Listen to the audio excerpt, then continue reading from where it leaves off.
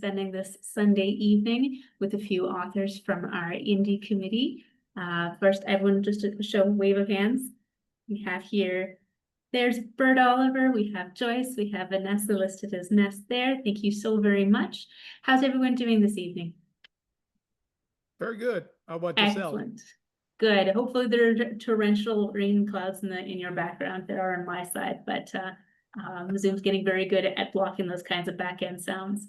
So we're very honored to be able to celebrate some of your work today. Obviously, this has been a wonderful year. I'm sure Ness had a terrific conversation yesterday talking with the indie meetup crew about all those experiences.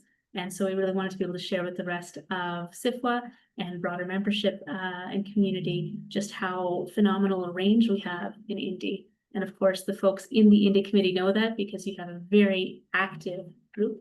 This is a select representative sample, but hopefully in the future there will be other opportunities to show more.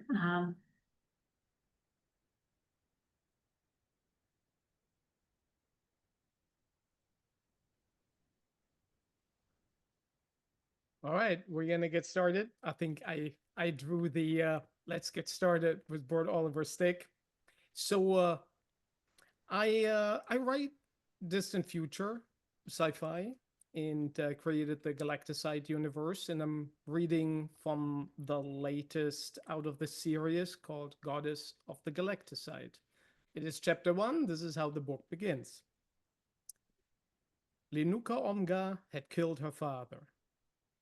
She loved the serious, brooding man, the galactic hero, or genocidal villain, depending on who one asked. She still killed him. Worse than the memory was the fact that she could remember it at all. Had the plan failed? No screaming klaxons, but the red lights showed the base was on full alert. Lenuka had seen her fair share of violence since the coup, but the level of carnage before her eyes was shocking. The base's vehicle storage didn't look like a battlefield, more like the bottom pit of an enormous industrial shredder. It had distributed Vomimir, Tras, and humans in parts all over the hall. It was hard to tell where destroyed vehicles ended and mangled bodies began, but the dead humans outnumbered the dead aliens by at least 100 to 1. This fight had not gone well. It shouldn't have happened at all. Her father survived all this, only to die for her plan. It seemed her scheme had had no effect. You, Lenuka yelled at a woman passing by her, carrying a bundle close to her chest. A child? Her last possessions? Running left her sweaty, the woman's long hair clinging to the sides of her dirty face. She looked haunted, but responsive. Good, they hadn't used a causality bomb on the surface. Are the Dark Ones in orbit? Is the base still under attack? The woman shook her head, then turned and kept stumbling toward wherever she was going, avoiding the streams of bodily fluids from 2 galaxies oozing down the vehicle ramps. Did the gesture signal no or uncertainty? Maybe Lenuka's old galactic was not good enough. Lenuka needed to reach someone in the command room, find someone in charge. She tried to recall the base map. The vehicle bay was located deep in the lower levels of the base, as was Central Command. It shouldn't be far. The glow strips overhead were steady and bright, not dim or flickering like emergency lights. The base still had power, and transport pods should be working. Lenuka spotted one and jogged toward it, circling around the husk of a dead Tras. Cleaved open in its center, she saw a clear liquid puddle beneath the giant warrior. Everything that made him who he was, his army, his essence, had spilled out, ending a life older than humanity's presence in the spiral arm. None of this should have happened. Not anymore. She had fixed it. She shook her head. Her father had fixed it, paying the ultimate price. The pod controls were simplistic, and important locations appeared on a text menu display. Old Galactic, again, and the font was difficult to read, but Lenuka was certain Hunya Dusna meant Command Center. not a term describing any of the religious murals, but the mystics forced her to memorize endless vocabulary streams. She could imagine them, not stoic, serious, and with a hint of condescension. See, child, we told you it would become useful one day. A short part right later, Lenuka stepped into the command room, intact and bustling with allies, much to her relief. However far the enemy's incursion went, it had not extended here. Base Commander Ksheep dominated the operations center, his TRAS silhouette hard to miss. He turned around before she reached him, his army sensing hers. Lenuka, I am content to see you alive. The base of the silicate body turned, his vet photoreceptor scanning the room. Where's your parent? The holoprojectors behind the commander showed several ships in orbit. Lenuka felt a tear running down her cheek. She had lost now both parents to the Vormir. She was alone. Thousands of humans and aliens had fled to the base, but she remained alone. This wasn't her time, not her reality. It was supposed to change. He didn't make it, she said. No matter how hard it was to explain, regardless of how tangled the path that brought them here, her father always told the base commander the truth. Lenuka kept it simple with a lie. We set the trap for the enemy's leaders and the bulk of their army. And my father stayed behind. She wiped off the tear to trigger it. Not only was he dead, but his death had been for nothing. The enemy was still there. Ksheep did not know her well, but his army sensed her frustration. Yes, they are in orbit, but they have not moved since their arrival. They have landed ground forces, as you know, rampaging through the base. We have to thank you and your parent for luring them into that trap. It won't keep you safe for long, said Lenuka, pointing at the tactical map. The base won't last against these ships. Lenuka had seen worlds torn by the Vormir. Maybe the woman had seen it too. Lenuka couldn't forget her haunted eyes. Even if the extragalactics would not cut them down one by one, there was nothing to withstand their beam weapons. They have not fired a single shot, said Commander Ksheep, likely having followed her mental monologue. They believe their leaders are still down here, alive, Lenuka said. The ships won't act until they return. We can... She bit her tongue. The ship symbols on the map began to move. She should have kept her mouth shut. The Vormir were masters of crushing everything, including hope. It was much harder to follow the frantic shout-outs by the tactical analysts in Old Galactic than reading a few transporter buttons. Lenuka believed to overhear surprise about the ship's movements. Not about the fact they move, but the direction. What's going on, Commander? Ironically, talking to the TRAS came easier than dealing with humans from this era. The enemy is leaving orbit. It seems like an unorganized scatter. They're heading back into the nano minefield. They know the mines are still there. Mines had caught half their fleet. Why would they do this? Lenuka tried to suppress her urge to speculate without success.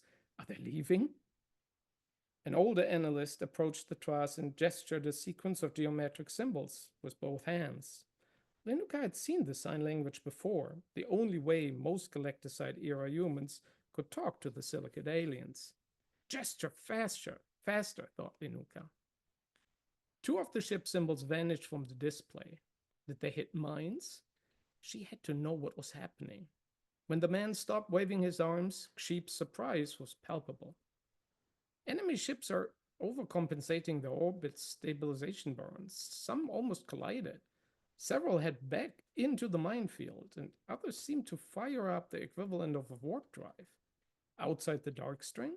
Yes, it almost seems like they have forgotten how to operate their ships. Lenuka stepped closer to the display. None of these maneuvers made any sense. They have forgotten how to operate their ships.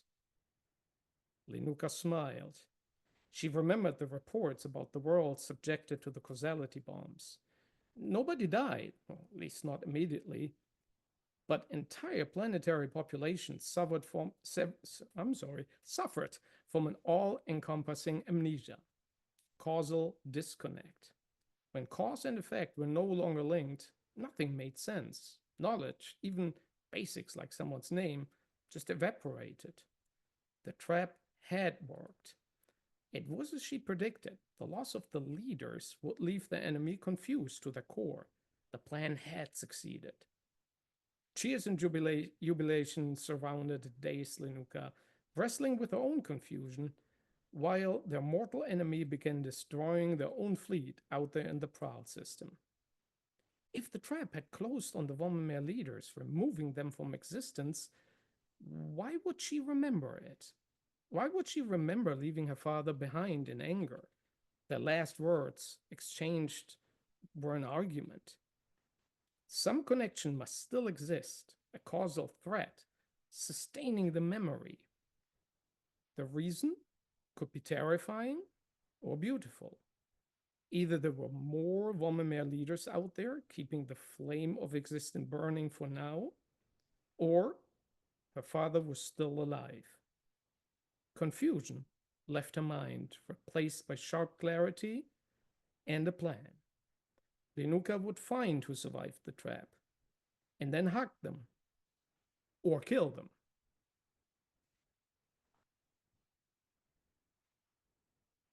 Thank you for listening, folks.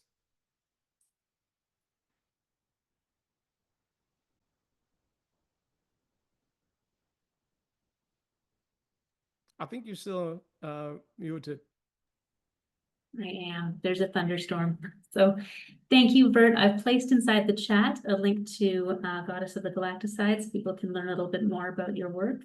Perfect, thank you. And hopefully a little bit more to connect to the rest of the story there. But that was a wonderful way to get us started. Joyce, Vanessa, did you have anything you'd like to share before we move on in terms of? Oh, I really liked the way way it ended there, where did she remember correctly? Yeah. That got me. Thank you, Joyce. But that's the kind of thing I get into. Perfect. I was going to say, Bert, as well, this is one of those examples of being an indie author. It gives you a lot more control over this kind of universe. Yes, you get to be as expansive. You get to reach into those sort of far-reaching stories, as well as the very specific character arcs. So I imagine that you have had a lot of pleasure writing this work on your own terms. Oh yeah, the whole writing project and creating the Galacticide universe has been a crazy trip, but it was never dull and it was never not fun. As we all know, there are aspects of author life that can be more or less fun, and some are really less. But the creative part of putting this together without external pressure, without necessarily deadlines, except the ones I set for myself, because I don't do that, I'll take forever. It gives you a certain creative freedom that you can explore, as you said, the far out. I have a lot of so everything plays in several thousand years from now.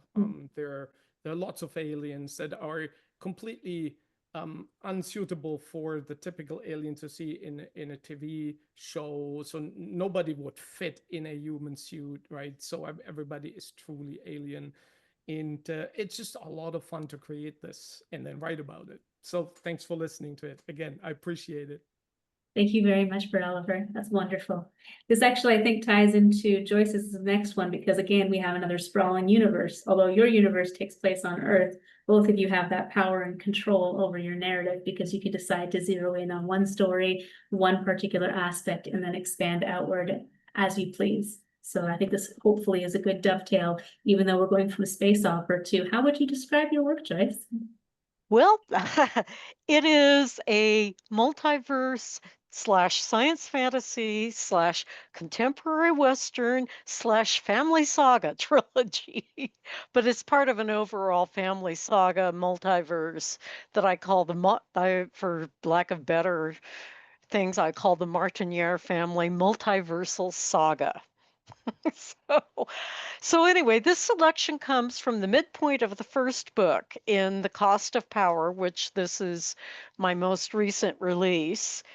And we get in this section, we start to get a feel for the stakes above and beyond the family and corporate scheming that has played a major role in the story so far.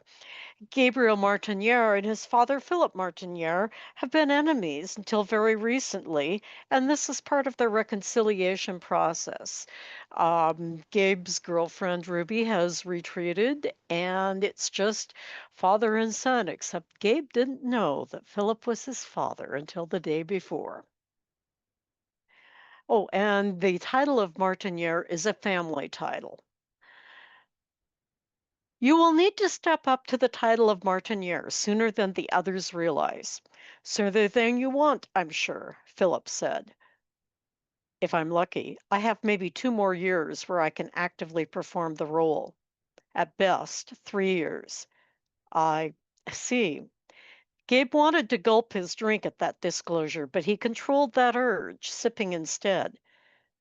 Those days are behind you, Gabriel. You have to be a leader. Ah, fuck. This is as bad as I feared. I want to clean up the mess as much as I can. Oh, it's not all of my making, for certain. Between your grandmother, your great grandfather, and your cousin, there's a lot to settle. I'll do what I can, but it's likely to be your task to finish it. Yeah. Gabe exhaled, staring into his glass.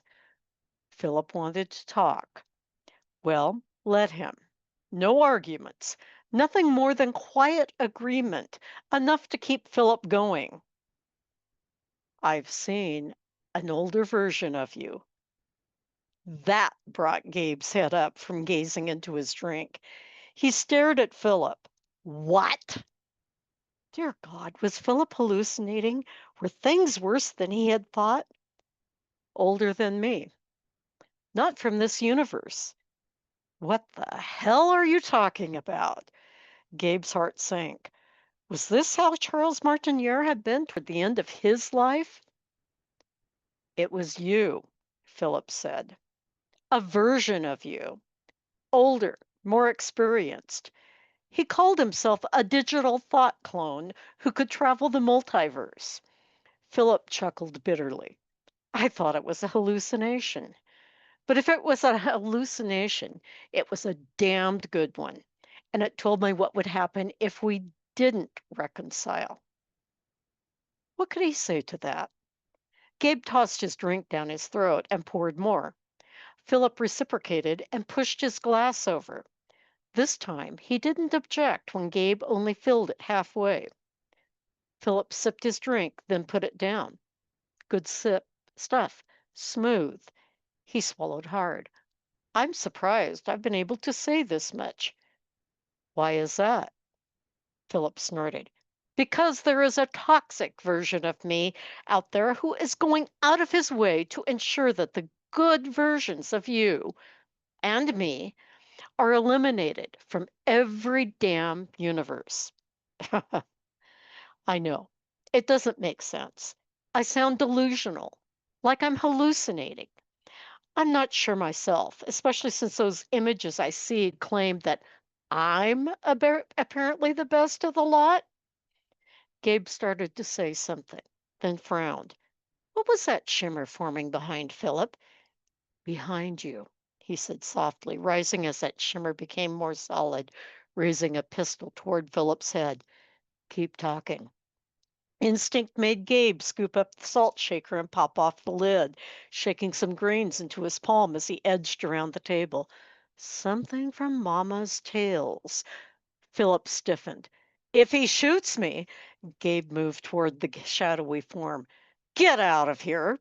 He projected his tones as best as he could. Get! He snapped, as if he were shooing away a stray dog. He threw the salt. The shimmer faded. Another shape started to form. Gabe shook more salt into his hand, preparing to throw it, and halted as it solidified into another version of himself.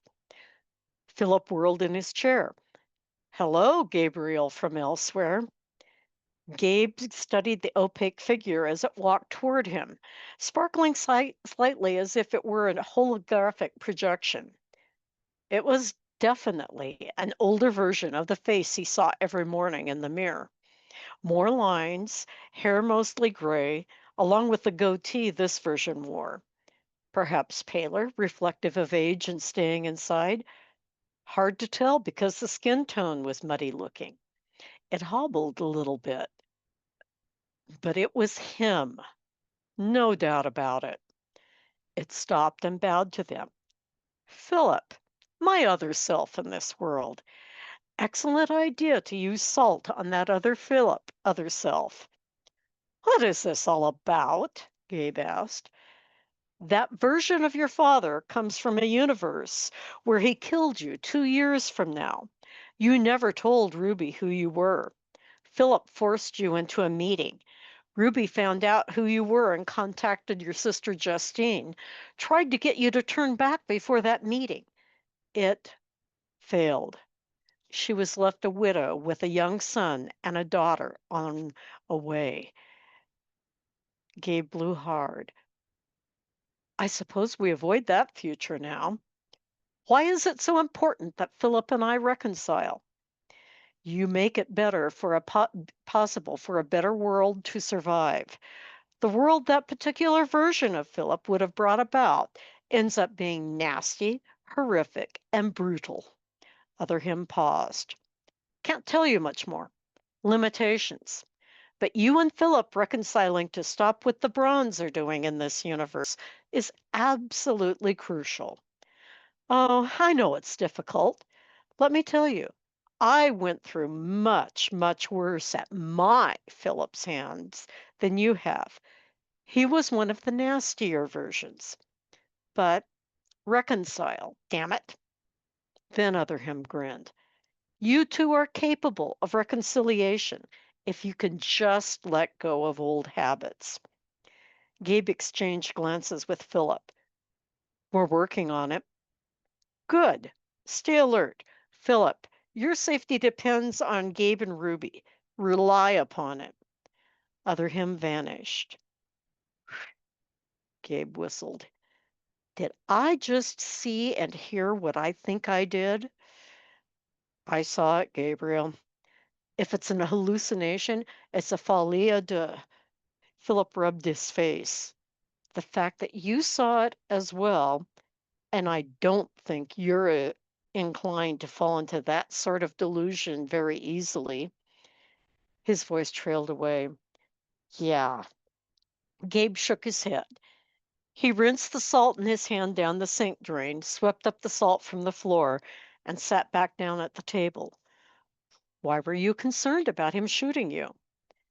Every time he shoots me, I lose something of myself, Philip said. My health problems began when he first started appearing to me 2 years ago. I don't think treatment for my cancer is going to work. Shit. Gabe didn't know what to say. He gulped the rest of his drink and poured more. Philip mirrored him and pushed his glass over. Gabe poured him even less this time.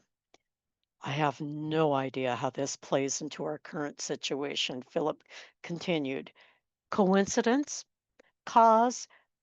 I've been seeing these things more frequently for 6 months now. When everything started blowing up over the past week, I realized that what the other version of you was saying was absolutely correct. I'm kind of surprised you listened to him. That version of you chased away that manifestation of me that kept shooting me. So, of course, I started listening to him, even when I didn't agree. But he doesn't say much more than he did tonight. I suppose it's a limitation, as he says. Philip sipped his drink. I've tried to tell a couple of other people. He shook his head. Seizures. Every time. You're the only one I can tell, looks like, and it sounds like you and Ruby must be able to keep me safe. I see. Gabe hadn't the faintest damn idea how or what the hell this was all about. For what it's worth, I feel safer here tonight, Philip exhaled. I've been a shit of a father to you, Justine, and Joseph. I admit it. I probably will need to keep admitting it. I fucked you over worst of all, Gabriel. And for that, I am so fucking sorry.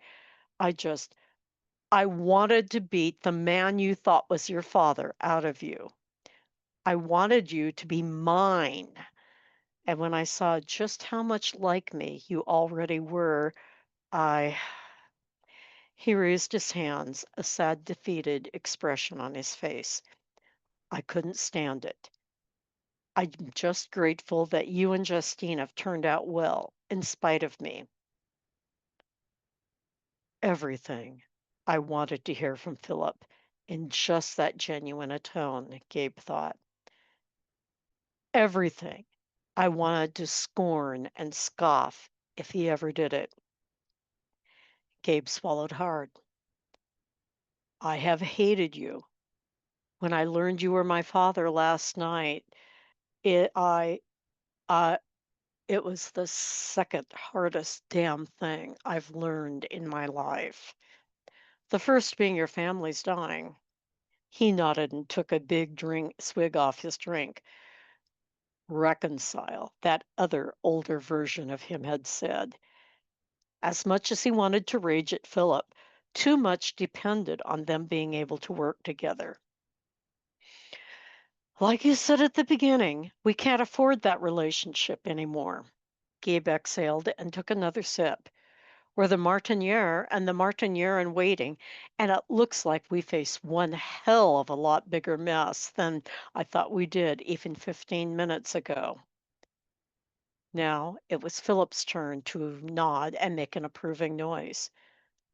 I don't know how much I can trust you. I don't know how I can ever love you as a father.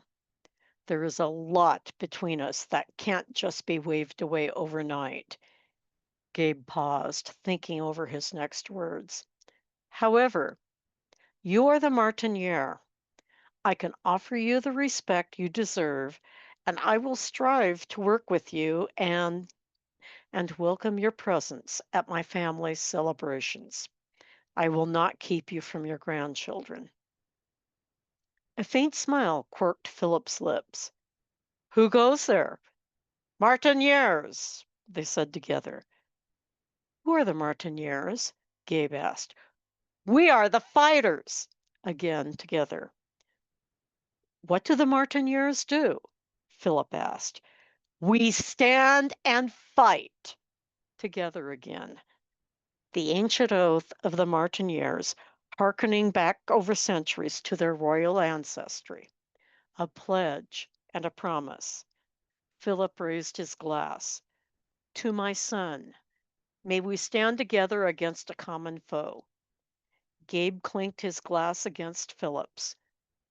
To my father, may we prevail against our common foes. They swallowed the rest of their drinks. Philip set his glass on the table. And with that, my son, who makes me proud, I need to go to bed.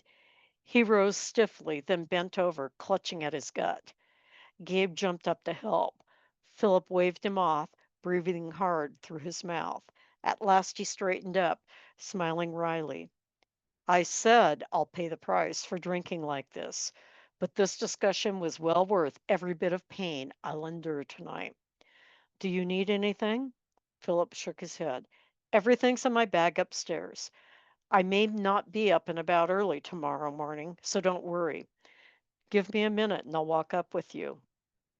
Once they were upstairs and Philip in his room, Gabe trudged up the last flight to his and Ruby's bedroom. He went around about bedtime preparations thoughtfully. So many changes within 24 hours, and none of it was anything he would have anticipated. And there you have a glance inside the world of the Martiniere Multiverse Family Saga. And I've just popped in, thank you, Joyce, I've just popped in a link to that one as well. Just like with Bert Oliver, you have a full universe that has been fleshed out through many different stories. So the choice that you had today was one that it touches on quite a few different threads. There are many different stories and many different elements. You've identified some things as being a little bit more fantastical, some things being a little bit more on the historical fantasy side, some things being more on the science fictional side. So there's a lot of play that you get to do. You get to explore many different tangents. What are you working on right now? I'm revising a book I previously released, Clone Stronghold. I didn't like the beginning, I didn't Hmm. like the end, so I ripped it apart, sent it to me, and my editor just sent it back with, she really likes it better than the original. So and I'm also working on a second series set in my fantasy world of the Seven Crowned Gods. So that one may is going to be kind of slow moving. So I have kind of two irons in the fire right now because there will be a sequel to Clone Stronghold Rini, but I'm not sure how fast that either of those is happening after I release the new version of Clone Stronghold. I think that's going to be the common theme for all three tonight is the level of autonomy we get with the stories we tell. And as I assume that's also going to be very true in terms of how you move between different materials and decide what you want to focus on. Is there this piece that you're going to be reading for us tonight? Is this part of a longer world or is this a standalone world? So all of the books that I have published that I've put out recently are in the Fireborn universe. There's the main Fireborn series, but the book I'm reading tonight is a standalone in that series. So it's Okay. new characters, new dragons, new setting. Um, actually, the first chapter is really, really short. So if there's some time, I might actually read the opening of my Nebula Award-winning kids book. So you might get two for depending on how how this goes. But yeah, all of those both of those books actually are set in the same universe. Everything I've got is in the same world. It's been a lot of fun sort of having crossovers. I just sent off to my copy editor like a couple hours ago the final book in the series. So that was great. You know, it's coming together. It's almost done. This is definitely, we'll touch more again on that sense of autonomy over a full universe because all three of you have very different universes, but you have the ability to move in and out. But let's take a look at this lovely chapter, Ness. We're very much looking forward to it. Awesome, thank you. So yeah, I'm reading from The Dragon Next Door. I have a copy of it right here so I can show it off because look at that cover. It's so beautiful. I love it so much. I'm going to read from the screen, not from the book, because the print is kind of small and I'm getting old. Okay.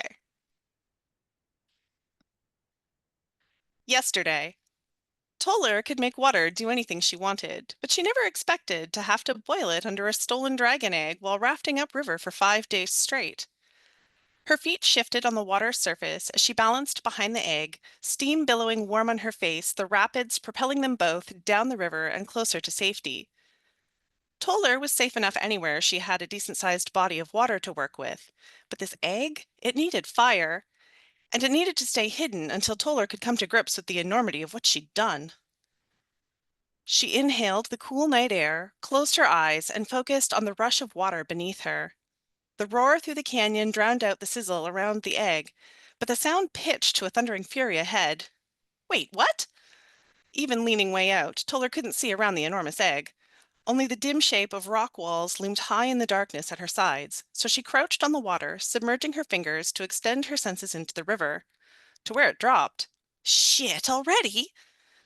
She kept her hand in the water, feeling the river like an extension of herself, another long, meandering limb, feeling when the water under her tipped over the edge of the rock shelf like sliding one leg over the edge of the bed. She bent her hand level with the horizon and splayed her fingers, holding the water stable under her and the egg, letting gravity do the rest, like she had once already, like she'd have to do once more after this. And never mind the two sodding waterfalls she'd had to go up. Another drop, she called to the egg, but I've got it. While she and the egg plummeted on her little half-boiling water shelf, the rush of air lifting her long dark braid to stream above her, Toller extended her senses to the river below. Making a fist in her mind, she held the water, stopping it from flowing away so that it piled up beneath, defying the riverbanks, until her water shelf hit the surface below and she unclenched, letting the river flow naturally. Like that time, she and her oldest brother Jarku, back when they'd still believed he was a girl, had piled every last cushion against the side of the house and jumped off the roof. A corner of Toller's mouth curled up at the memory. So few of her memories were good ones when it came to her family that she cherished them when they surfaced. But the water under her feet lurched and sagged like some exhausted beast collapsing. Toller's brain buzzed behind her eyes and she closed them until it stopped. She gasped as she lost her balance and nearly tumbled into the river. Again. The water around her calmed and the egg sank. Gah! Her thoughts skipped along the surface of her mind like a stone across a pond. This was too much, and it was too late. Gritting her teeth, she solidified the water under her feet, pushed more water under the egg to get it on the surface, and began the painstaking process of heating that water up through absolute stubbornness, flapping her hands like she fanned a fire. As the river glided around her stationary water island, Toller scanned for a place to stop. Jumbled boulders loomed out of the dark on both banks, the silhouette of the viney jungle canopy reaching across the gap to obscure the night sky. Ahead, on the inside curve of the river, the land flattened out, looked grassy. It'll have to do, Toller muttered to the egg, rubbing her hands over her face. She'd never heard a dragon talk, but she knew they listened. The current carried her little water barge to the bend, and she stepped off the water, her boots thudding over solid ground, dead and boring and unmoving. When she focused, the water moving between grains of sand sang out to her like her people sang on the solstice to welcome the rains and a cycle continued. Tonight, she did not have that kind of focus and was glad she wouldn't sink into the ground if she didn't think hard enough about it. Not having to think about sinking for the moment freed up some brain space so she could strong-arm the river's current, using wide stirring gestures to guide her focus and use it to hollow out part of the bank where she left the egg sizzling in a boiling pond. We're almost there, little friend. Toller glanced at the egg and then stared downriver.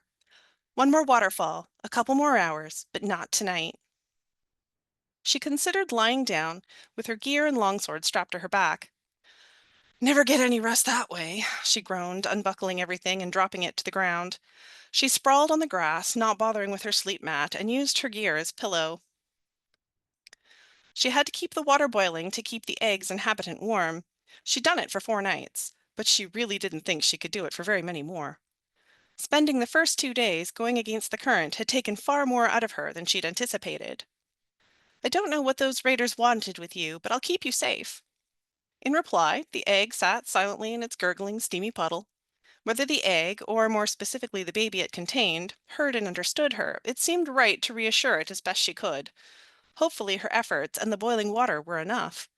It was a far cry from where she'd found it, in a lake of fire with half a dozen other dragon eggs next to a pen of chained and captive dragons, all inside a guarded compound. Keeping dragons captive was something she hadn't thought possible, much less by the people she'd gone there to fight, the raiders who'd taken over the port and laid waste to half the harbor. Toller had friends in the port, ones she hadn't been able to locate. It was probably too much to hope that they were still alive. The gurgling pond rolled to a furious boil as Toller's pulse throbbed in her ears. She pressed her fists against her forehead and took a long, slow breath before raking her fingers down her face and exhaling in a groan. What a sodding mess! She hated that she hadn't been able to do more. Dragons didn't belong in chains. Portzuelo and her friends deserved better. She'd have taken all the eggs and freed all the dragons if she could, would have stolen every last grain of sand those raiders had if it would have done any good. Instead, she'd done the only thing she could, taken this one egg and run. There was only one safe place to go, only one place where she could trust people until she made sense out of what she'd seen in the port 4 days ago. That was, if being stuck exposed on this stupid plateau didn't doom them both. Toller was half asleep despite the cool air, but watching the night sky all the same, waiting to see if any dragons would spot her with this egg she wasn't supposed to have. So far, the night was full of the usual chatter of monkeys and birds, the buzz of insects. Nothing indicated something was lurking, waiting to pounce. No mountain cat lurking nearby to make a meal of her in her sleep. But the quiet in the skies was odd. She really had expected to encounter dragons by now. There was a whole blaze of them living in these mountains. Sleeping in the wild again hadn't been part of her plan. She'd meant to sneak into the farm a little later in the night and be tucked away somewhere safe. Safe and next door to her best friend. Toller smiled up at the sky. Stars glittered overhead, sharper and clearer than she'd seen in nearly a year, and the moons either hadn't risen yet or were both set.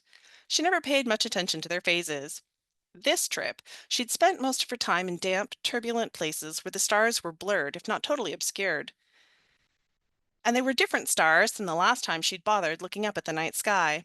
She wasn't she wasn't entirely sure how long it had been since she'd crossed the equator, heading south and not far inside the borders of Upalant, her home nation. But these were the constellations of her childhood. She tried not to think about that too much. But Benalla would be home. She was rarely anywhere else, and that was something to look forward to. And Toller would have somewhere quiet and out of the way to stash this egg until the right sort of dragons got her message and came for it. Hopefully, it wouldn't take long. Toller rarely stayed home long, and Benalla wouldn't be thrilled about having a dragon egg around.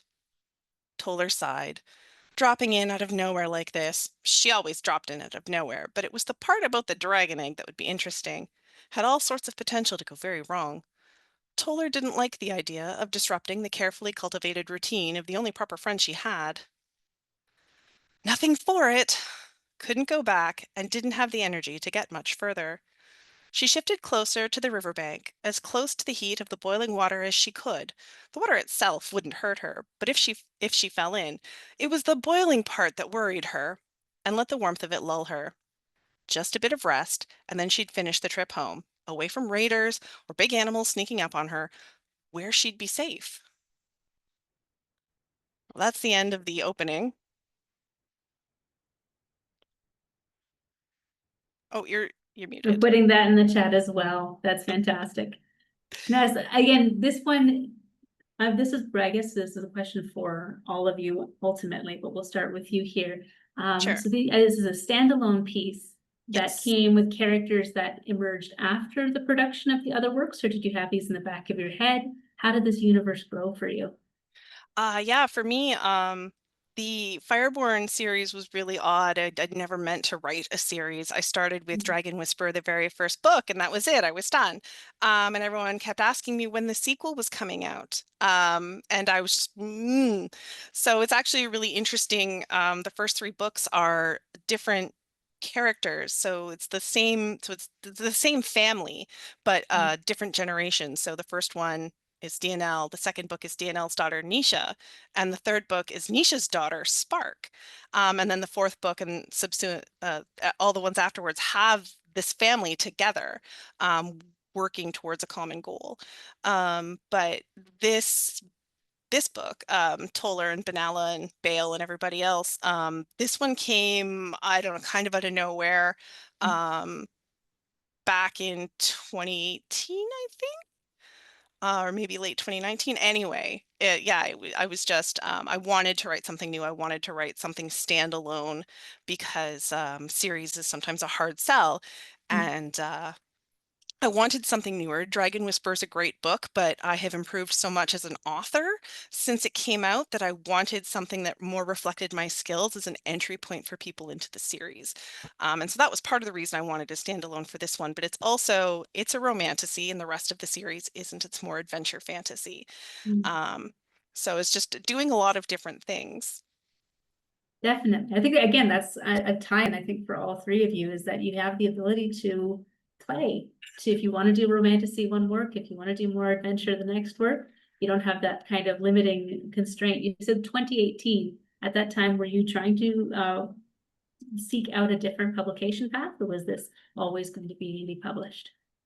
No, I had been trying to get trad published. I actually got really close with The Dragon Next Door. It went to second round consideration in an open call. Yeah, I was really excited. And then the pandemic started and publishing went to hell. And I actually got a form rejection back, that was it. That broke me. And I was like, I can't do trad pub anymore. I can't do this ghosting and this getting your hopes up and then just like form letter rejections. So that was tough. Yeah.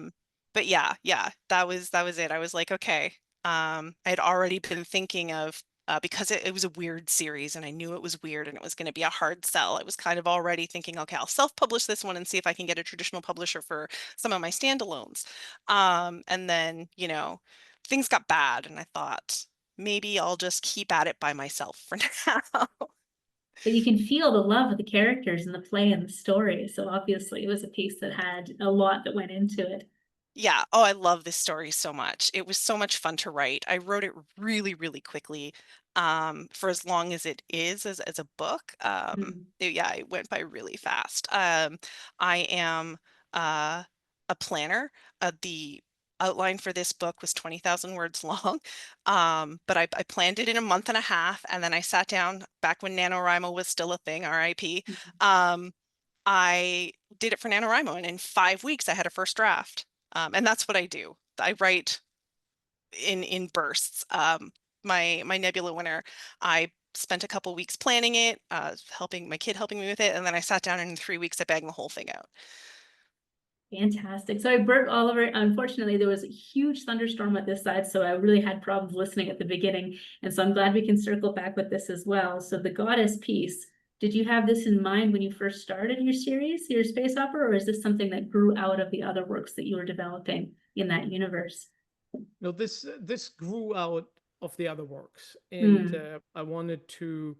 I had several goals with this. I took Lenuka as the youngest female protagonist I had from the original Galacticide trilogy, because I felt like I can bring the traditional classic sci-fi readers who have made up most of my readership for the first three books into this one, because they will recognize the characters, they will recognize the world, so there won't be too much of a drop off. But I'd also wanted to reach out to younger readers. Basically, I've never really set out to say I'm writing YA, and I'm not sure if I do, but I think the perspective is relatable enough that if you are not my age, if you didn't grow up with Herbert in the 80s, that you will still enjoy this, and so that's really the goal.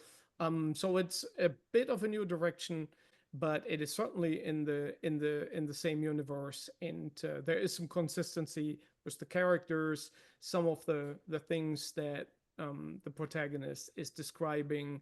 This is the aftermath of previous novels. So you're thrown into this action, which I personally like as a reader. It was like, oh my God, there's a lot going on here. So there's a lot right away in this first scene. I hope a lot of questions, probably a lot more questions than answers.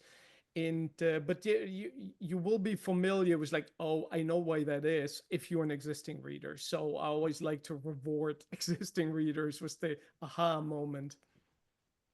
Absolutely. Do you find that there's a shift in terms of the subgenre as well, or does it all end up being immersed in that very big, very expansive military space opera focus? Do you find that it always happens on that level? Yeah, it's everything is still under the big sci-fi space opera with a pretty hefty dose of military sci-fi banner. But the books have slightly different flavors. I think that the first book is more military sci-fi adventure, Right. while the second book has a little bit more loyalty, family drama vibes, and the third book is actually quite dystopian. But this is like the category 3 or 4 subgenres. So the general flow of things, the general look and feel is still very similar. But I'm exploring the different sub themes with every new one. And so for this one, which is an opener to a second trilogy, it is looking at transhumanism and also religion.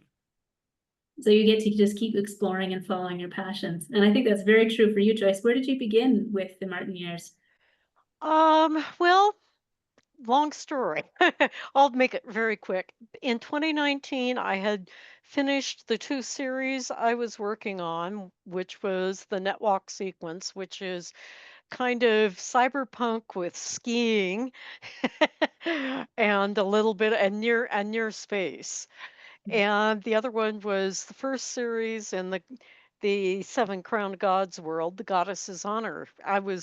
Had written a couple of standalones, but I was kind of, what do I do next?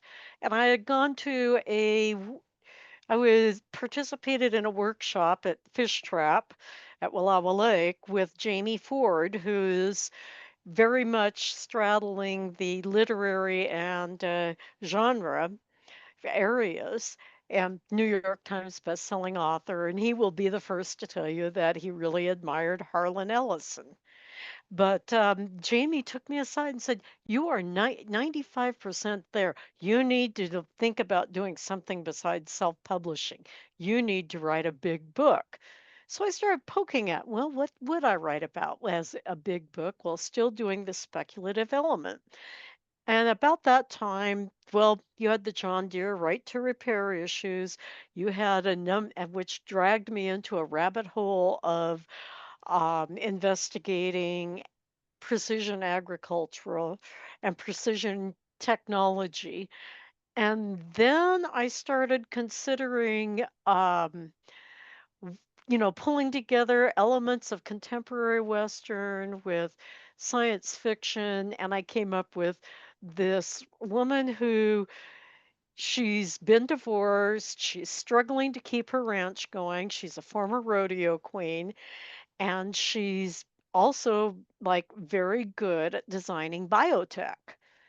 And so she needed funding to do this and keep the ranch. That was another factor. And things just built on from there. From the but by the time I was making plans, I was going to flog it at World Fantasy in 2020. Well, we know what happened in 2020. So, shifting. Meanwhile, Ruby's ex-husband was yelling at me and going, "It didn't happen this way, and that the way you're trying to make it happen, and this is why." And that was when Martiniere mind control technology came into play, and then other things came into play. So I wrote the original trilogy. Then I wrote Gabe's story. No, I wrote the story of Philip's clone in that world. And then I wrote Gabe's story. And then things just opened up and I started experimenting because I had these characters. I went, well, can I write a romance? So I did a duology in a different Martiniere universe. And yeah, that was kind of okay, but I'm like, okay, I didn't really want to do that. And so the cost of power was kind of where I explicitly brought the elements of the multiverse that I had hinted at. And it really got kicked off when I wrote a fourth novel to finish off the original Martiniere Legacy trilogy, which is now quadrology or whatever you want to call it. And in that point, Gabe and Ruby are at the they're at the grave of Gabe's family, and they start talking about, well, what would have happened if your parents hadn't and sister hadn't died in that plane crash when you were 12? And that just kicked off the whole multiverse. But the cost of power was really where I took the multiverse notion and then some fantasy elements, which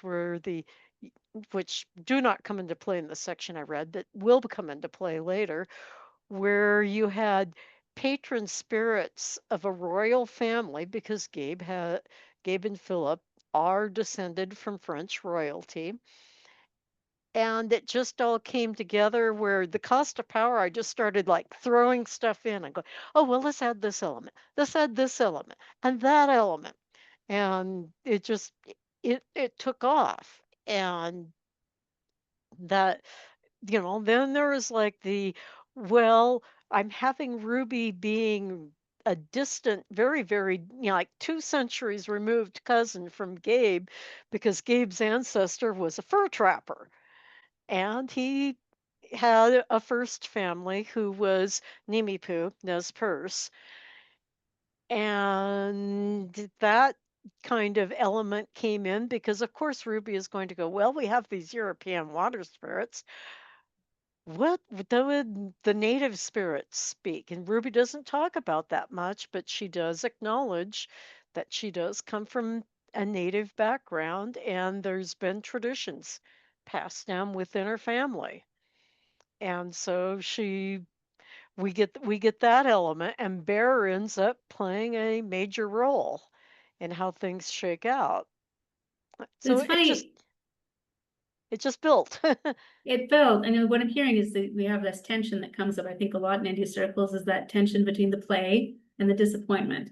So, Ness, if you have the opportunity to read a little bit more from your other work, I would love for us to close on that. But just before then, I would, I guess, ask, out of the universes that you have been reading from thus far, what's your favorite element of them? Maybe we'll start with Bert, and then we'll go to, we'll end with Ness so that Ness can read from the next piece. But Bert Oliver, what's your favorite element from the universe that you built here? I put my both the universe itself and everyone living in it through the ringer quite a bit. Most of the stuff is dark. Suffering. It's not funny. It's life and death all the time. The element I like most about it is hope, and I think hope is the like the birthright element of distant future sci-fi, because no matter how dark that future is, it implies that we made it that far. Yeah, that's absolutely true. That is the one benefit of being able to see that far out in the future. We're still there in some way, shape, or form. Joyce, you talked about a lot of things that you love. Is there one element that you love more than any other? I think it's the relationships, not Mhm. just the romantic relationships, but the sibling relationship between Gabe and Justine, and the in-law relationship between Ruby and Justine, but just the intertwining relationships between all of the family members, both positive and negative, and the degree to which that really matters to all of them. I mean, I Beautiful, say I don't write romance, I write relationships. beautiful. And what about you, Ness? What would you say? Oh, it's definitely the dragons. Of course.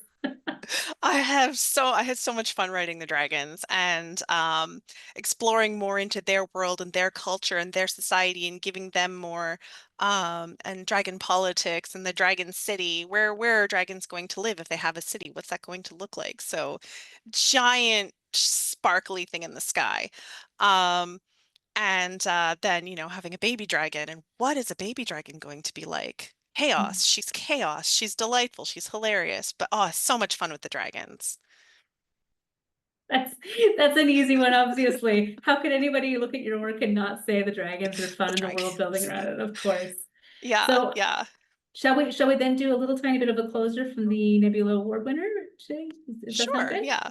Yeah, we would So wrap that up. this one Yeah. also dragons. So the Young Necromancer's Guide to Ghosts has Lucy. She can see ghosts. Nobody but her sister believes her. She ends up making friends with a dragon.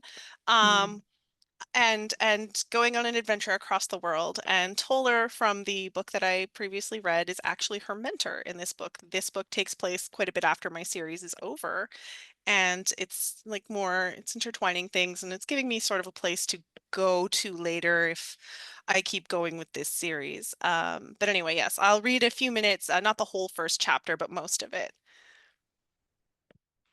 1. Lucy could talk to dead people, and no one but her sister Marcy believed her. Lucy didn't want to talk to dead people. She really wished they'd stop talking to her, but there wasn't anything she could do about it.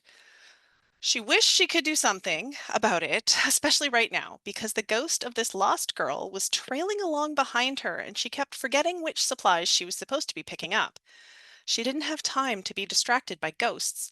If she took too much longer in getting back to Marcy, the caravan would leave without them both, and then Uncle might find them. Lucy shivered and glanced over her shoulder at the center of the market square, like she expected to see Uncle storming her way. But instead, it was just the transparent face of the ghost girl leaning eagerly toward her with the strange gray sheen of the dead. She looked like she was close to Lucy's age, but shorter, with shining blonde hair, pale skin, and blue eyes begging for Lucy's attention. Sometimes ghosts were angry, and that was terrifying. But this ghost was just sad and awkward and distracting. Lucy whipped around again to focus on the items on the table in front of her like she'd never seen bread before in her life. Get it together, Luce. Lucy was 12 years old and knew how to do this. Well, she'd never run away from home before, but she sure had bought things from markets. Marcy, who was 16 and in charge, had gone to get them some travel gear, and Lucy was supposed to be buying food and something to carry their new stuff in. Well, she had a bag with big straps. I can help you, the ghost said from beside her. Please, I know you can hear me. Lucy couldn't draw attention to herself by talking to someone no one else could see, so she pretended that she couldn't hear the ghost. She didn't know how the ghosts knew. They didn't try to talk to anyone else. Lucy nervously picked up a large round loaf and handed over some coins with shaking hands. She stuffed it into the bag, took a quick glance around, and went farther into the market. There was a space between two stone buildings, a narrow alley full of boxes and old junk, and Lucy crept down it, far enough people passing in front wouldn't notice her. I can't talk to you, she said, finally acknowledging the ghosts. People will think I'm crazy. Please just leave me alone. She stared at the bag in her hands the whole time and then rushed back out into the market lane without waiting for the ghost to respond. Please, the ghost said from beside her. I haven't had anyone to talk to in 5 years. Lucy gasped, practically feeling the ghost's lonely desperation, but kept walking, eyes frantically searching the market. Was bread enough? There were so many good smells in the market, but even Never Ran Away Before Lucy knew she couldn't bring most things on the road. Nothing they had to cook, nothing too messy, nothing that would go bad before they could finish. And what time was it?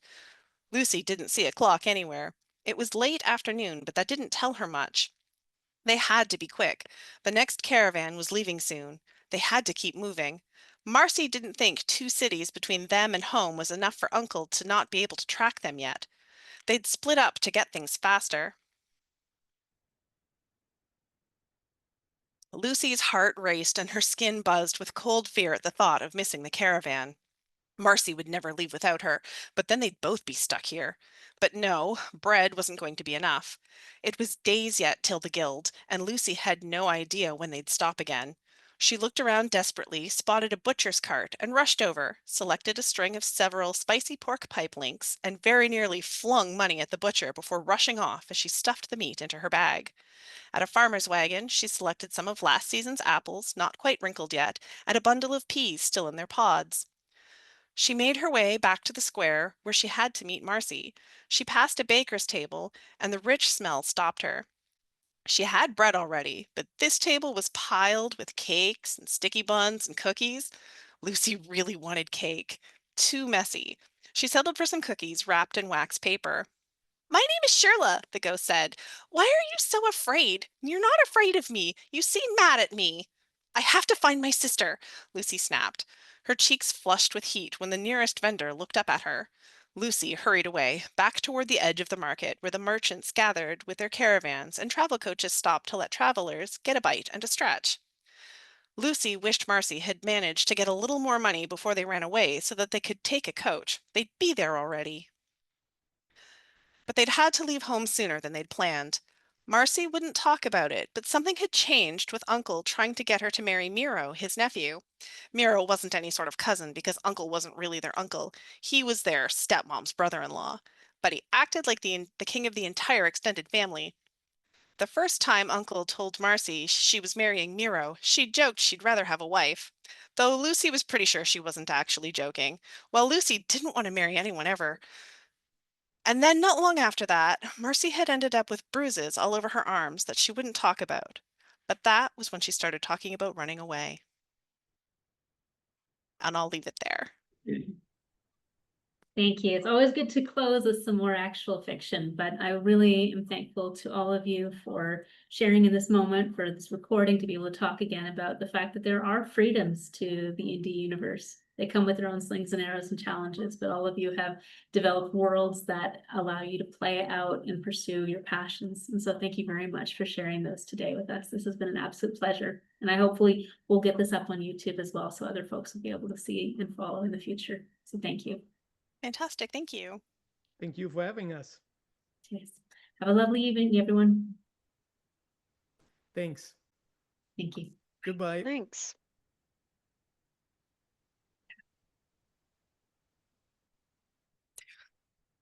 Okay, there's echo